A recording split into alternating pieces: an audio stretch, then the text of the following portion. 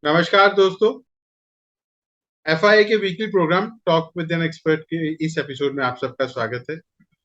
दोस्तों, हर हफ्ते हम आपके समक्ष इंडस्ट्री एक्सपर्ट्स को लेकर आते हैं और आपके सभी सवालों का जवाब देने की कोशिश करते हैं। आज हमारा एक बहुत ही अहम टॉपिक है, इम्पैक्ट ऑफ वुमेन एंटरप्रेन्योरशिप।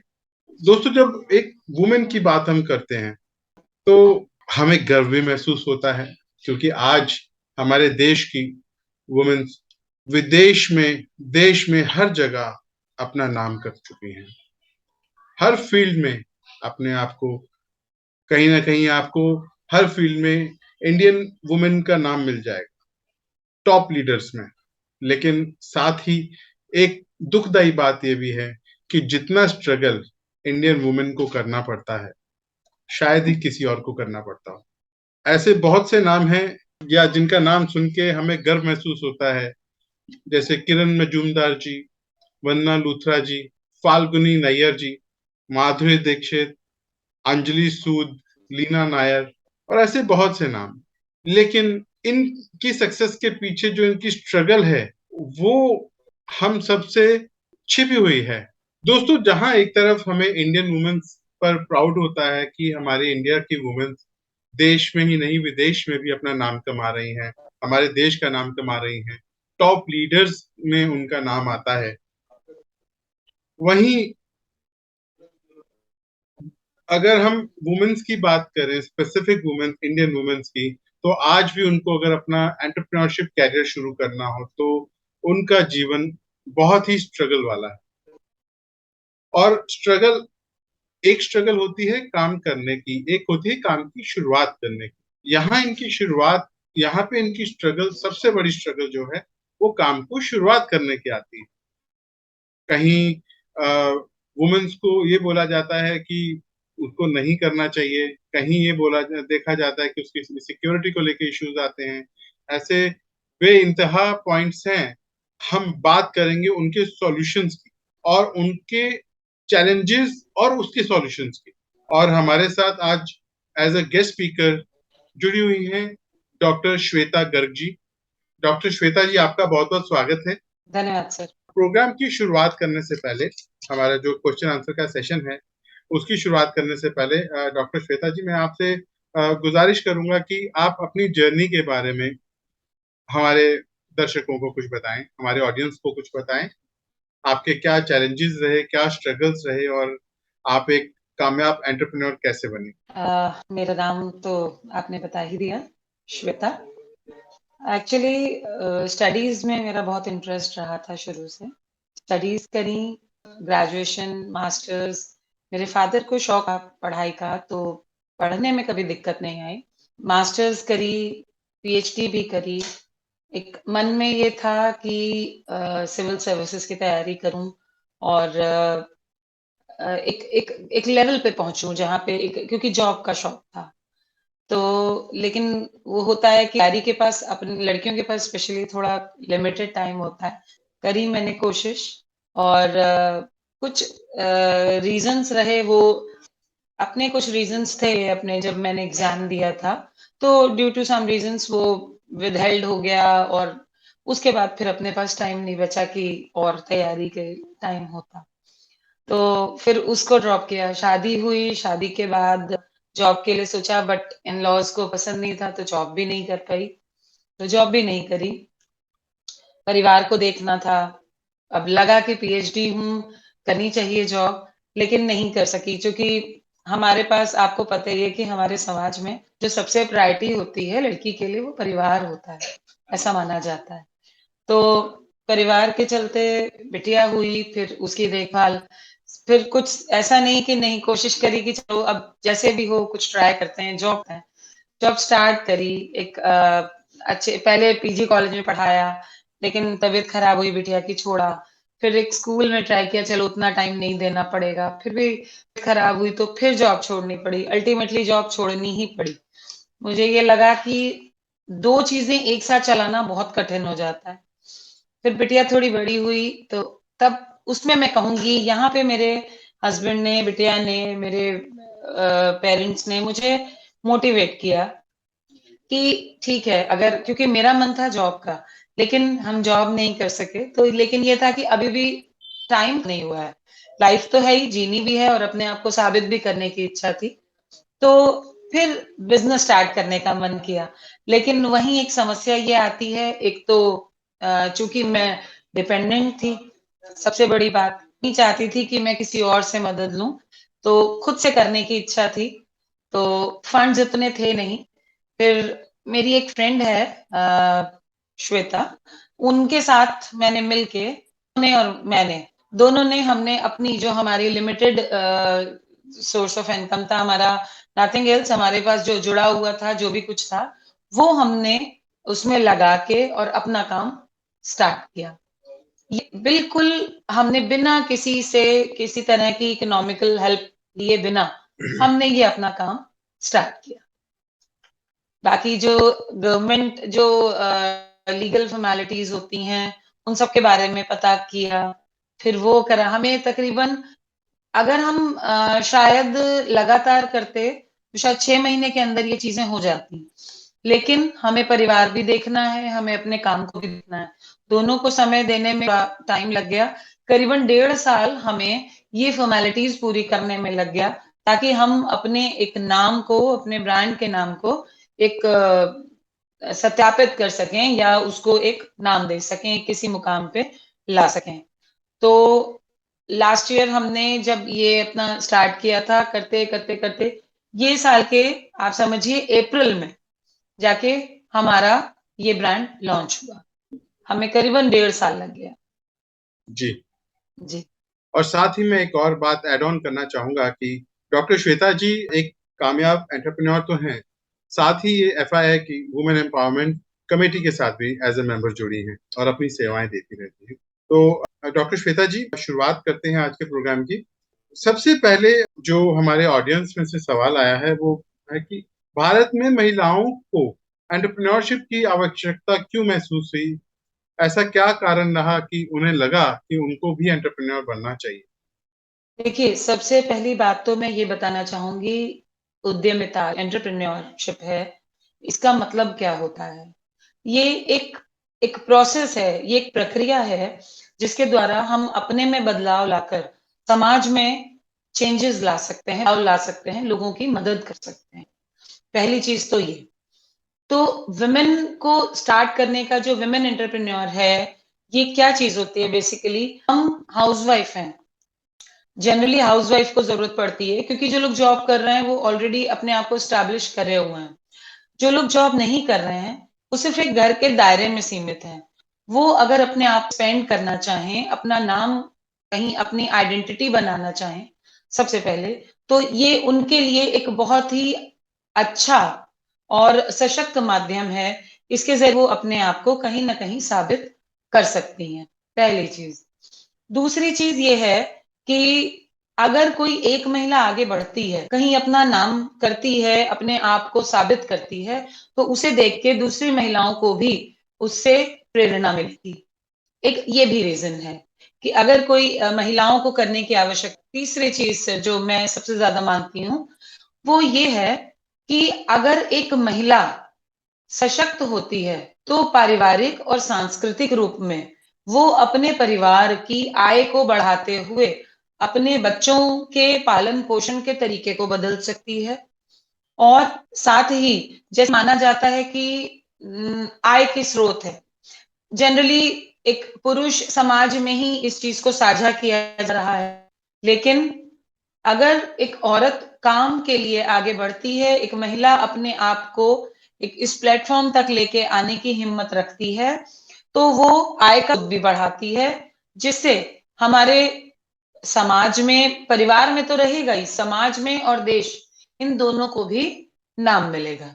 ऐसा मेरा मानना है। अगली चीज मैं इसको ऐसे लेती हूँ कि यदि महिला सशक्त रहेगी या अपने आप को सक्षम करने के लायक समझती है या कर पाती है, तो जो कन्या भ्रूण हत्या जो होती है, जो लिंग भेद किया जाता है, इन सब चीजों पर हम अंकुश ला सकते हैं।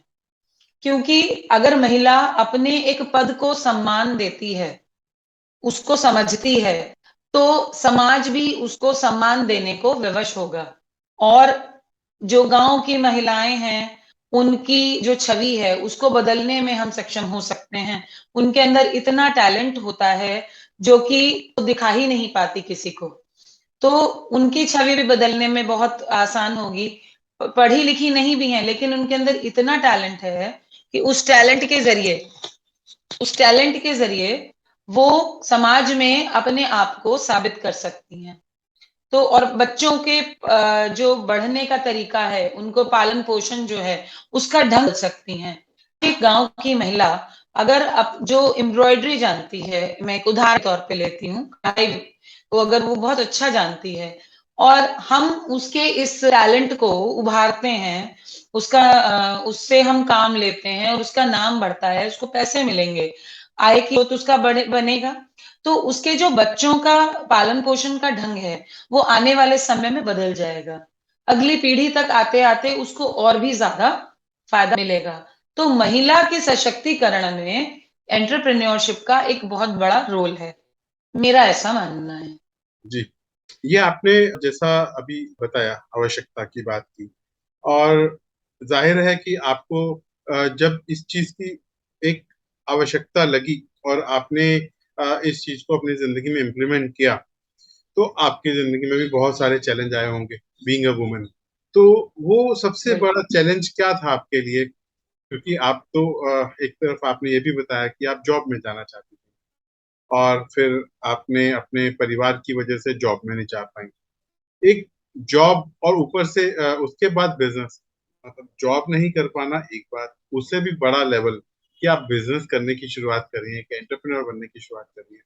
तो सबसे बड़ा चैलेंज क्या आया आपके पास, और उसको आपने कैसे रिजॉल्व किया?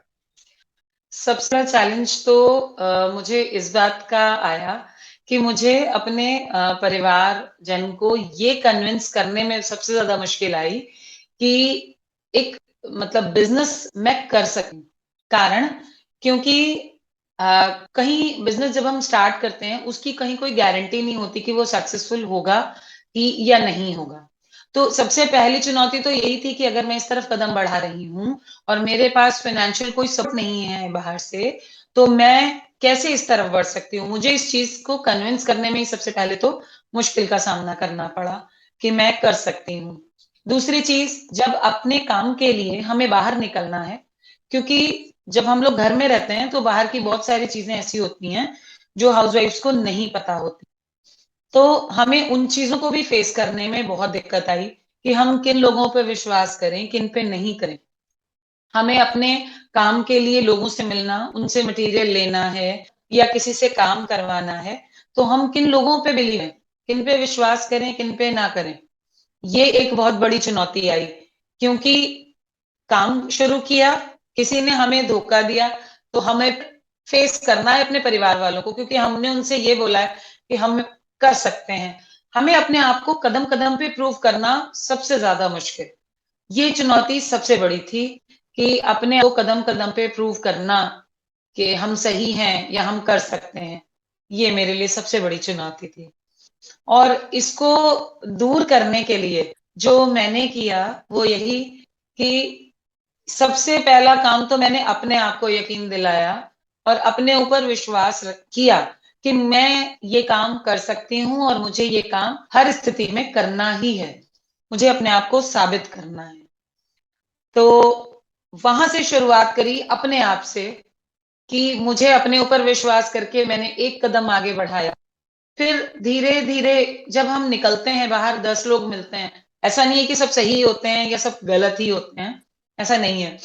10 लोगों से मुलाकात हुई, 10 में से 4 नहीं निकले काम के, लेकिन 6 तो निकले। जी, हमें धीरे-धीरे समझ आई कि हाँ, हम किन पे विश्वास कर सकते हैं और किन पे नहीं। हमने काम किया, लोगों से मिले, उनसे अपना मटेरियल जिनसे हमने लिया, एक बार गलती हुई, दूसरी बार गलती हुई, तीसरी बार वो चीज़ सही हो गई। हाँ, भगवान की ये ज़रूर दया रही, मैं इस बात को कहूँगी कि हमें किसी तरह का नुकसान नहीं उठाना पड़ा। ये मैं ज़रूर की और इसके लिए सबसे इम्पोर्टेंट है अपने ऊपर विश्वास करना। जी, हमारी जो वुमेन ऑडियंस है, वुमेन एंटरप्रेन्योर है, उनके लिए एक बहुत ही सीखने वाली बात होगी कि हमें सबसे पहले अपने ऊपर विश्वास करना चाहिए। अगर हम अपने ऊपर विश्वास बिल्कुल, करते हैं तो हम कुछ भी कर सकते हैं। चलिए अब बिल्कुल। प्रोग्राम को आगे बढ़ाते हुए मेरा नेक्स्ट क्वेश्चन है कि जब आप एक जॉब करती हैं तब आपका दायरा सिर्फ जॉब का रहता है, आपकी जिम्मेवारी सिर्फ ये रहती है कि आप जिनके लिए काम कर रही हैं, जिस कंपनी के लिए काम कर रही हैं, आपको वो एक अच्छे से काम डिलीवर कर। लेकिन जब आप एक एंटरप्रेन्योरशिप की बात करती हैं या एज एंटरप्रेन्योर की बात करती हैं तो आपकी एक बहुत बड़ी जिम्मेवारी बन जाती है टुवर्ड सोसाइटी।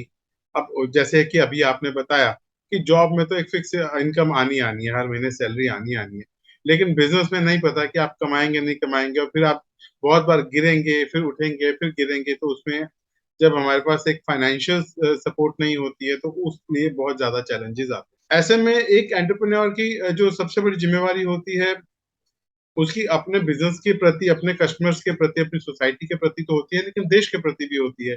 क्योंकि आज एक ऐसा दौर है जब एक एंटरप्रेन्योर का तो बहुत बड़ा रोल है ही है देश की इकोनॉमी में, लेकिन वुमेन एंटरप्रेन्योर को भी एक बहुत उम्मीद की नजर से देखा जाता है।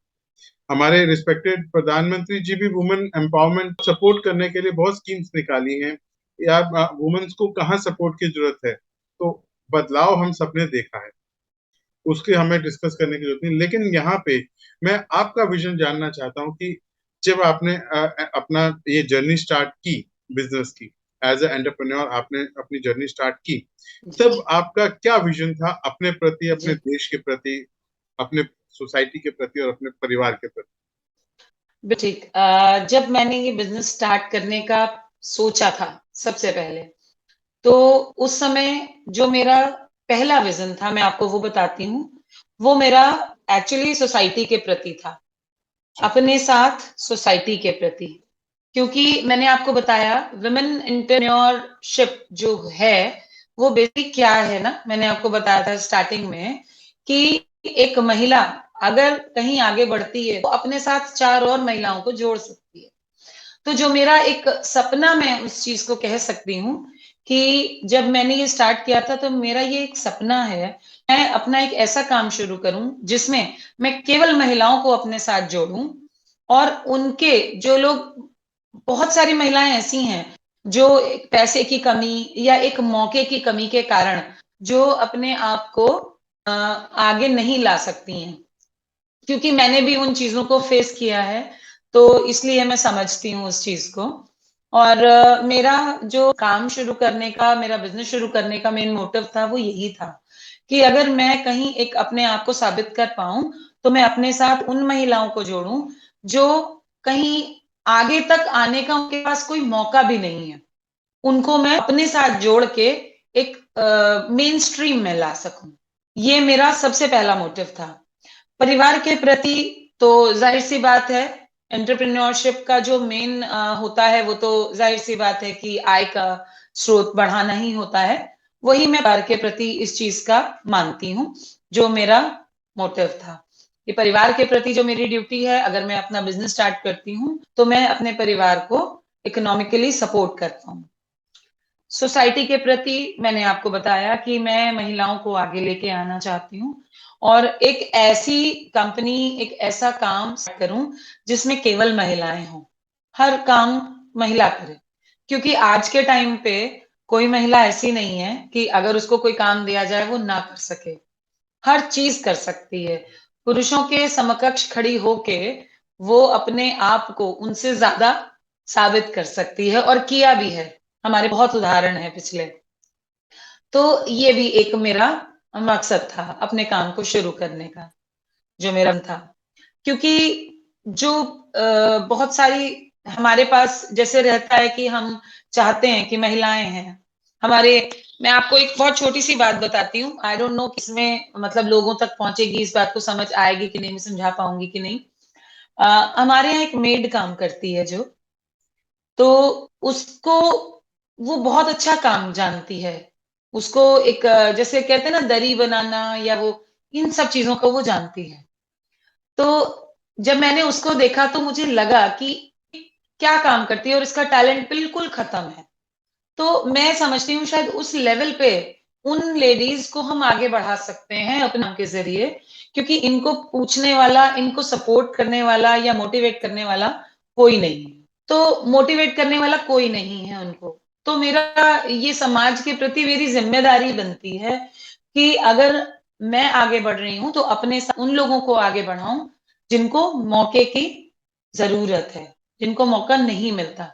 आज भी हमारे समाज में औरतों को यही कहा जाता है कि तुम्हें तो घर देखना है, प्रायोरिटी है तुम्हारी, बाकी सब चीजें बाद में। तो इसलिए अब घर बैठ के अगर वो ये काम कर सकती हैं तो एटलीस्ट अपने आप को तो उन्हें सेटिस्फेक्शन लेगा अपने अंदर कि जो हम जानते हैं उसको दुनिया भी जान रही है। और तीसरी चीज जो देश के प्रति जिम्मेदारी, जो कि मेरा बहुत बड़ा मोटिव है, ये भी एक ड्रीम है जो जिस दिन पूरा होगा शायद मैं उस चीज को सेलिब्रेट करूंगी कि हमने अपना जो काम स्टार्ट किया था, बिजनेस स्टार्ट किया, वो क्या, हमने अपना एथनिक वेयर, एथनिक ऐसे कि जो हमारा देश है, हमारे देश में अलग अलग स्टेट्स हैं, उनमें अलग अलग विधाएं हैं, अलग अलग उनकी कलाकारी है, अलग अलग तरह के काम हैं, उनको एक सेम प्लेटफॉर्म पे लाके, ताकि किसी को अगर हिंदुस्तान की एक जैसे झांकी होती है कि आपको लखनऊ का चिकनकारी देखना है, जयपुर का काम आपको देखना है, लहरिया है या बांधनी है ना, ये स्थाएं हैं। तो या जरदोजी है, ये मतलब अलग अलग तरह के जो काम हैं, ये हम एक प्लेटफॉर्म पे ला सकें और विदेशों में, ताकि जो दूसरे देश हैं वो हमारे देश के काम को देख सकें, काम को देख सकें और उनकी अपनी पसंद बना सकें। और जब अगर वो उनकी पसंद बनेगा तो जाहिर सी बात है हमारे देश को इकोनॉमिकल फायदा तो होगा, जो कि मैं 100% चाहती हूँ।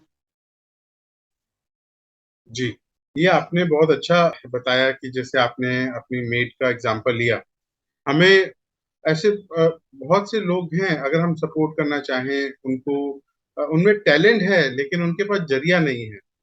बिल्कुल। तो फेडरेशन ऑफ इंडियन इंडस्ट्री भी जो है, एफआईआई भी जो है, वो यही काम करती है। एक सरकार और एंटरप्रेन्योर्स के बीच का एक मीडियम है, जहां उनको जी। एजुकेट किया जाता है, गाइड किया जाता है, सपोर्ट किया जाता है। वुमेन के लिए बहुत सारे चैलेंजेस हैं, जैसे कि सबसे पहला सिक्योरिटी का इशू आता है, फिर फैमिली का इशू आता है, मोटिवेशन का, साथ का। एक अकेली वुमेन के लिए स्ट्रगल करना कितना मुश्किल होता है। और एक तो बहुत एक अकेली बहुत। वुमेन के लिए स्ट्रगल करना मुश्किल होता है, दूसरा जब उसके अपने साथ नहीं देते, ऐसे में बेगानों के बीच में जाना, अच्छे लोगों से ज्यादा बुरे लोग मिलते हैं। तो ऐसे में आप हमारे वुमेन एंटरप्रेन्योर जो अब नई आने वाली जनरेशन है या जो हमारे ऑडियंस हैं, उन्हें क्या मैसेज देना चाहेंगी? सबसे पहले तो मेरा तो यही कहना होगा कि जो भी कोई अपना काम स्टार्ट करना चाहते हैं, वुमेन एंटरप्रेन्योरशिप लेना चाहते हैं, करना चाहते हैं, उन लोग को सबसे पहले तो नॉलेज होनी बहुत जरूरी है। जो भी वो काम करें उसकी नॉलेज वो सबसे पहले ले लें। आजकल जो हमारा इंटरनेट है उसमें तो बहुत सारी चीजें हैं। आप कोई भी चीज करना जो चाहते हैं उसके विषय में थोड़ी जानकारी प्राप्त करें, ताकि जब किसी से उससे रिलेटेड बातें हों तो आपको ये पता चल सके कि सामने वाला आपको कहीं आपका फायदा तो नहीं उठा रहा है, कहीं झूठ तो नहीं बोल रहा है आपसे। आपको नॉलेज होनी बहुत जरूरी है। सबसे पहला स्टेप तो यही उनके लिए है इम्पोर्टेंट। और अपने ऊपर पूरा कॉन्फिडेंस रखें। परिवार साथ दे या ना दे, हिम्मत रखें अपने अंदर। क्योंकि अगर हिम्मत है उनके अंदर तो ये समझे कि आधी तो लड़ाई उन्होंने जीत ली, आधी तो फिर फिजिकल रह जाती है कि आपको जाना है लोगों के बीच में, उसमें से अपना काम निकालना है, करना है। तो आधी लड़ाई तो हिम्मत की होती है। घर से निकलना ये अपने आप में एक जो बड़ा चैलेंज है। एक चीज मैं और कहना चाहूंगी यहाँ पर संजीव जी। जी। अगर कुछ जो लोग इतिहास जानते हैं, इतिहास के बारे में जिन्हें थोड़ी सी नॉलेज है, अ, हमारा जो इतिहास रहा है हिंदुस्तान का, तो उसमें क्या था कि आज के टाइम पे जैसे पितृसत्तात्मक माना जाता है, लेकिन पहले के टाइम में मातृ सत्तात्मक हुआ करती थी। जो समाज हमारा था वो मातृ सत्तात्मक, जो परिवार चलता था वो माँ के नाम से चलता था। जी। तो धीरे धीरे करके जो देवियों को पूजा जाता था, माता जो हमारे होती हैं, भारत में एक्चुअली में यही बात है कि जो महिलाओं को जो सम्मान किया जाता है वो इसीलिए था, वो क्योंकि शुरू से था। तो लेकिन आज के टाइम पे वो स्थिति ये हो गई है कि औरत तो बैठ गई है घर में, और हर चीज का कमांड हो गया है आदमी के हाथ में, पुरुषों के हाथ में। तो अब धीरे धीरे हम उस चीज को ला सकते हैं, क्योंकि जैसे जैसे सहभागिता बढ़ेगी महिलाओं की, क्योंकि इसका इतिहास बहुत पुराना रहा है, इसलिए हम नकार तो सकते नहीं उनकी प्रेजेंस को। तो हम उनको मोटिवेट कर सकते हैं, उनको बढ़ावा दें। तो मैं ये तो नहीं कहूंगी कि हम मात्र सत्तात्मक को ला पाएंगे, लेकिन हम ये जरूर कर सकते हैं कि घर के जो अहम फैसले हैं उसमें महिलाओं की भी उतनी ही भागीदारी रहेगी जितनी पुरुषों की होती है। तो ये सारा का सारा काम सिर्फ महिलाओं को मोटिवेट करने से, उनको इस विषय में उनको जानकारी देने से, उनकी नॉलेज बढ़ाने से, या उनको इंडिपेंडेंट बनाने से हम कर पाएंगे। जी। और आपकी बात तो में इस मैं एक और बात भी ऐड ऑन करना चाहूंगा कि मैं मैसेज दूंगा उन लोगों को कि एक जो औरत है उसके कई रूप होते हैं, तो अगर वो रिस्पेक्ट के रूप से देखेंगे तो उनमें देवी मिलेगी, और देवी का आशीर्वाद लेने वो मंदिर जाते हैं। अगर वो हर जगह देवी का रूप देखें तो उनकी तरक्की, उन्हीं की तरक्की है, इसमें उन्हीं को आशीर्वाद मिलने वाला है, जबकि वो ऐसा नहीं करते हैं, जो अच्छी बात नहीं है। और बिल्कुल, स्त्री तो हर मायने में सपोर्ट करती है, माँ बन के, बहन बन के, बेटी बन के, या अर्धांगिनी बन के, वो हर तरीके से सपोर्ट करती है। जी बिल्कुल। देखिए, अगर सपोर्ट भी करती है, और औरत को प्यार का रूप भी माना गया है, देवी का रूप भी माना गया है, और औरत ना हो तो आदमी आएगा कहाँ से? बिल्कुल सही बात है, बिल्कुल। जननी। जननी। तो औरत का कोई भी रूप हो वो रिस्पेक्ट के रूप में देखें, कोई भी रूप हो तो रिस्पेक्ट के रूप में देखना चाहिए। आप जैसे सरकार, अभी हमारे रिस्पेक्टेड प्रधानमंत्री मोदी जी ने भी वुमेन एम्पावरमेंट के ऊपर बहुत सपोर्ट किया है, उन्होंने बहुत स्कीम्स निकाली हैं। तो एज अ एफआईआई की आप मेंबर हैं वुमेन एम्पावरमेंट कमेटी की, तो उसकी में आप कुछ हमारे ऑडियंस से शेयर करें एफआईआई के इनिशिएटिव्स इस फील्ड में, वुमेन एम्पावरमेंट के क्षेत्र में क्या क्या एफआईआई के इनिशिएटिव्स हैं, और हम एफआईआई के मंच पे हम क्या क्या सपोर्ट कर सकते हैं वुमेन्स को? जी बिल्कुल। मैं ये शुरुआत करने से पहले एक चीज और आपको बताना चाहूंगी हम्म। कि मतलब शायद मैं इस चीज में अपने आप को लकी मानती हूँ कि मैं एफआईआई से जुड़ी, और इसके इससे जुड़ने की जो हमारा जो जरिया रहा वो भी मतलब बहुत कोइंसिडेंस में कहूंगी। मैंने अपना जो बिजनेस स्टार्ट किया था उस चीज के लिए, जैसे नेट पे मैं सर्च कर रही थी कि किन लोगों से मैं बात कर सकती हूँ, तो आप यकीन मानेंगे कि ऐसे लिंक ढूंढते ढूंढते ढूंढते दीपक सर, जो दीपक जैन सर हैं, उनसे बाय चांस उनका मुझे नंबर मिला, उनसे मेरी बात हुई। तब तक मुझे एफआई के बारे में नहीं पता था, उनसे बात हुई, फिर इस चीज के बारे में पता चला, फिर मैं जुड़ी एफआईआई से। जुड़ने के बाद जब मैंने वहां की मीटिंग्स अटेंड करी, जो वहां का काम देखा, मतलब इतना इंस्पायरिंग। मैंने वहां पे कितनी लेडीज हैं जो अलग अलग क्षेत्र में जुड़ी हुई हैं हमारे साथ, वुमेन एम्पावरमेंट में अलग अलग चीजों को जो देख रहे हैं, सब अलग अलग फील्ड्स से हैं जो जुड़ी हुई हैं। तो मुझे तो ऐसा लगता है कि शायद एफआईआई एक ऐसा सशक्त माध्यम है कि जिसके जरिए एक, ये तो हम महिला एम्पावरमेंट की बात कर रहे हैं, अदर देन दैट भी एफआईआई इतना इतने क्षेत्रों में काम कर रहा है, और केवल भारत में नहीं, भारत से बाहर भी लोगों तक माध्यम बना हुआ है।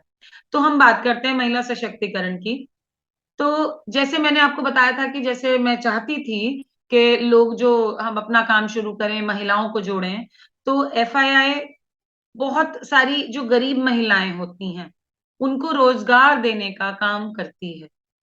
चाहे उसमें कोई बैग्स बनाने हों या जो पैकेट्स होते हैं वो बनाना हो, किसी चीज जो घर में इस्तेमाल होने वाली चीजें बनानी हो, इस तरह से जो एफआईआई है वो महिलाओं को एक तो पहली चीज रोजगार देने का काम जो उनका माध्यम बन रहा है, उनको शिक्षा देने का माध्यम बन रहा है। कुछ महिलाएं जो अनपढ़ हैं, जिनको पढ़ाई करने का अवसर नहीं मिला, उनको पढ़ाने के लिए उनको एक शिक्षक नियुक्त करके एक पर्टिकुलर टाइम पे जिसमें कि वो आ सकें, अवेलेबल हो सकें, उनको पढ़ाने का मौका उनको दिया जा रहा है ताकि वो कम से कम अपना नाम जान सकें, अपने हस्ताक्षर कर सकें, थोड़ा सा कुछ पढ़ सकें। क्योंकि आजकल हमारे माननीय मोदी जी के कृपा से जो आजकल महिलाओं को जो इतना ज्यादा जैसे अकाउंट्स खुल रहे हैं या मोबाइल्स पे जो इतनी सुविधाएं मिल रही हैं, वो सारी जानने के लिए भी तो महिलाओं को थोड़ा सा जागरूक होना पड़ेगा। तो उन सारी चीजों के लिए एफआईआई काम कर रही है। और एफआईआई के जरिए ही महिलाओं को ये भी बताया जाता है, जिनके छोटे बच्चे हैं या जिनके बच्चे होने वाले हैं, उनको भी बताया जाता है, ये शिक्षा दी जाती है कि किस तरीके से वो अपने बच्चों को उनका पालन पोषण सही तरीके से कर सकते हैं। मेडिकली उनके लिए क्या क्या चीजें जरूरी हैं, उनकी अपनी हेल्थ के लिए क्या क्या चीजें जरूरी हैं, इन सारे क्षेत्रों में महिलाओं के लिए स्पेशली एफआईआई काम कर रहा है, जो कि बहुत ज्यादा प्रेरणादायी है, बहुत ज्यादा। श्वेता जी, क्वेश्चंस तो बहुत सारे हैं, लेकिन समय हमें अलाउ नहीं कर रहा है। एक आखिरी सवाल, बल्कि मैं सवाल नहीं कहूंगा उसको, मैं कहूंगा कि एक एफआईआई की तरफ से, एक वुमेन एम्पावरमेंट कमेटी की मेंबर होने के नाते आप भी बहुत कुछ इनिशिएटिव्स ले रही हैं, आप अपना योगदान दे रही हैं, तो आप हमारी वुमेन एंटरप्रेन्योर्स के लिए क्या मैसेज देना चाहिए? विमेन एंटरप्रेन्योर्स को मैं एक यही मैसेज देना चाहूंगी कि उनको मौके अपने आप नहीं मिलेंगे, खुद में हिम्मत करके मौकों की तलाश करनी होगी। और एक छोटी सी चिंगारी जो है बहुत बड़ा घर जलाती है, तो उसी तरीके से एक छोटी सी कहीं भी कोई भी एक उनको मौका मिलता है, उस मौके को छोड़े ना, अपना 100% एफर्ट डालें, जो कि सबसे ज्यादा जरूरी है। इंसान अगर अपना 100% एफर्ट डालता है तो कहीं 50% भी काम होता है तो उसमें कम से कम आगे बढ़ने का तो मौका मिलता है। तो मेरा मैसेज यही है उनको कि अपने जितने उनका टैलेंट है उस चीज को उभारें, न कि दबाएं। घर वालों के साथ बातचीत करें, अपने मौके को, अपने टैलेंट को बाहर निकालने के लिए उनसे इतना तो एटलीस्ट बात करें कि वो उनको, क्योंकि मैं ये समझती हूँ कि बात करने से बहुत ज्यादा रास्ते मिल जाते हैं। अगर वो बात करेंगी तो हो सकता है, क्योंकि मैंने खुद भी यही रास्ता अपनाया था, तो मेरा तो यही कहना होगा कि वो इस किसी भी मौके को छोड़े नहीं, अपनी हिम्मत पूरी रखें, अपनी कोशिश पूरी रखें और एक छोटे से मौके को बड़ी अपॉर्चुनिटी में तब्दील कर दें। जी, तो इसी के साथ आज विदा लेने का समय हो गया है।